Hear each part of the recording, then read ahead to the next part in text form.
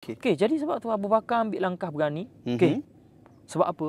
Ada satu cerita di sebalik. Okey. Yang menarik untuk kita cerita, ada seorang sahabat Nabi ni nama dia Syurahbil. Syurahbil, ya. Syurahbil ni dia bersama dengan Khalid di Iraq. Ya, ya, ya. Tapi disebabkan kemenangan demi kemenangan yang Allah bagi kepada tentera Khalid di Iraq.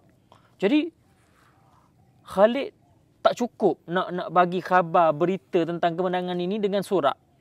Khalid kata kita mesti hantar orang untuk memaklumkan dan bawa balik sekali yang panggil ghanimah lah. Harta rampasan perang tu lah. Maka pulanglah Syurahbil pergi ke Madinah, dia jumpa dengan Abu Bakar. Okey. Dia kata dia mimpi.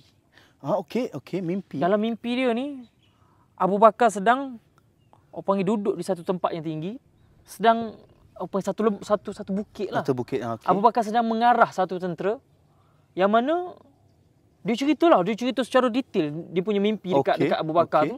Abu Bakar pun kata, aku faham mimpi kau. Mimpi kau bermaksud kita akan menakluk Rom. Bukan kita akan menakluk Rom, kita akan menakluk Syam. Syam. Oh.